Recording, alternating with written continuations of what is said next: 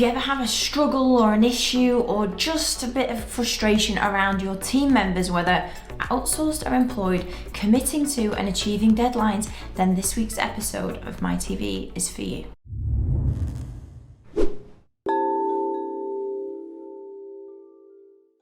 Hello, it's Emma Mills here and welcome to episode 228 of My TV, which is inspired by a conversation with a client of ours a couple of weeks ago who was just struggling to get their team to commit to deadlines. And it's a mixture of outsourced and employed team members.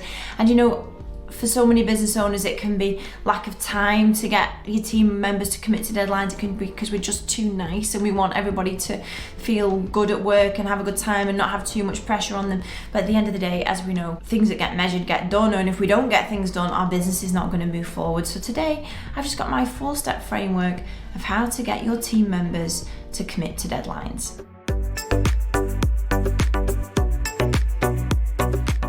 Step 1, you need to pick the planes to land one at a time. And this is a phrase that I learned from Martin Norbury over our years of coaching together, that airports do not land planes all at the same time. They pick one, that like one plane lands at a time. And this is exactly the same with the projects in your business. So just to clarify, I'm not talking about the tasks here. I'm not about the daily tasks of, oh, have you got this blog written by Friday? Or have we got My TV published ready for Wednesday? Like, these are the tasks, these are the cogs that make things happen.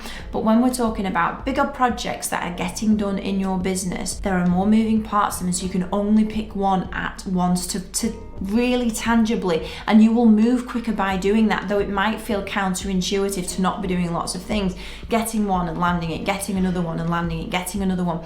So make sure with your team they aren't trying to land multiple projects at the same time, and it would be a far better use of time to go, right, which is the very first impactful one, let's get that done by Friday, and the one after the second one by Friday. So be sure with your team that what you're choosing to land is measurable and possible to get it done, that you've not got loads of things going on.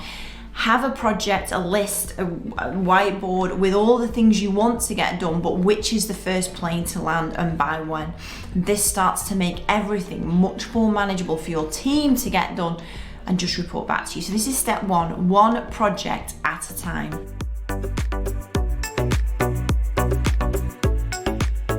Step number 2, and it's a little bit more practical, but do you have somewhere that tracks what is happening and they can update you without you having to ask or meet physically? So the reason why me and my ops manager Matt work so freaking well together is because we use Asana internally, and all the planes to land that Matt is focusing on is a project inside Asana, and he gives me an update in there. So whether I'm just finishing a client meeting, whether I'm just finished filming My TV, I can see the status update inside that project, inside a specific task, but I get the updates on a regular basis. So is there something that enables you to have communication with your team internally without you having to specifically ask or them see you face to face or jump on a Zoom? Is there something where they can update you day to day, week to week on what is happening on a regular basis? Now, if there is and they don't update you, that is another issue, and that needs to be part of landing a project, that you get as a minimum a weekly update on where the project is up to,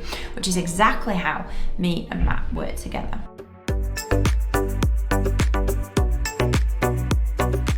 Number 3, on a deeper level than step 2, which is about software, but number 3, you have to act congruently with what you ask your team to do. So while as the leader, you have got lots of things happening and your team are there to support you, to free you up, to leverage you out of the business, to focus on what you do best, you also have to be super, super congruent in that when you say you will do things, you do them, in that you set a good example and that you lead by example to them. And whilst I know, I totally get it, that the things that are on your head, your shoulders, in your task list, in your inbox, everything that comes your way is far, far outreaching than the things that your team are doing day to day, but still you have to show congruence and leadership, that you are ticking things off, getting things done, or helping them move forwards with their projects, because the two go hand in hand. Imagine working for a leader that just didn't quite do the things they said they were going to do, that things pass by, dates pass by. So whilst you have to act with congruence and leadership, you also have to keep them accountable by helping them get towards a date, by helping them get the projects finished, because that's what they need to see from you as well.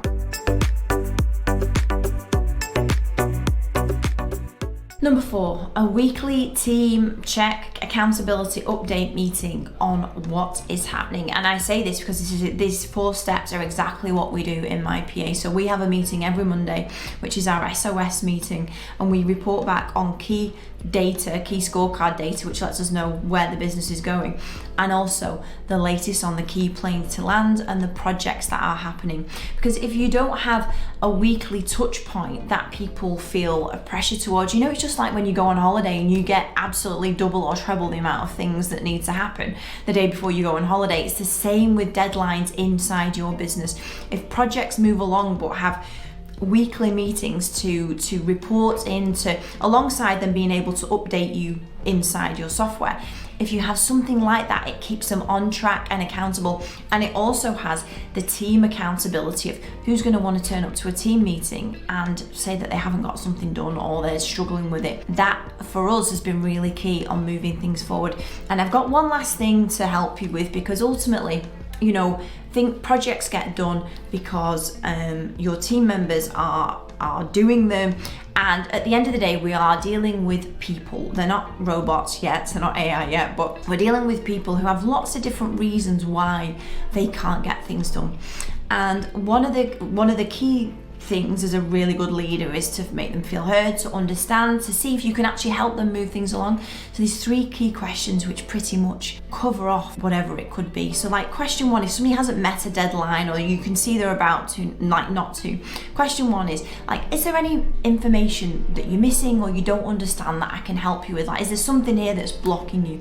Actually asking the question, because if they, for whatever reason, don't feel comfortable to ask, asking the question of what can I help you with? What is there a question? What don't you understand? What's missing? This is question number 1. Number 2 is, did you not realize it was an expectation to get it done by a certain deadline? So it might be that maybe inside wherever the project sits, maybe the date isn't clear, maybe that's been missed, maybe it's quite an open-ended, we need to get this done but not by a certain date. So question 2 is, did you not realize this is an expectation? What can we do better to make it really clear this had to be done by this Friday or last Friday?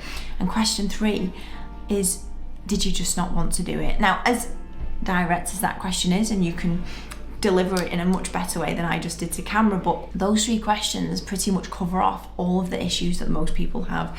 They either didn't quite understand, need some more info, need some help with it, maybe it's resource of moving it along. It's either that they didn't know it was an expectation and then the deadline was unclear, a bit grey, or number 3, they actually just didn't want to do it. And in all those questions, it covers off, with question 3, when you ask it, most people, I'm sure, will go, no, it's not that, it's because of this or that or the other. So these 3 questions pretty much help you get to the root of why and how deadlines aren't going to be missed, they're behind schedule, maybe they're on track. But I hope this today with my 4-step framework helps you to get some clarity around, are you trying to do too much in your business? Are you trying to land too much at once? Is there no accountability in the business week to week? Do people just get left with them and then you're hoping that they update you? Is there a place where they can update you? And are you congruent with keeping them to account and also doing what you say you will? And then don't forget my 3 questions. I hope this helps you get more done as a team in your business than ever before. And I will see you next week for episode 229. See you then. Bye.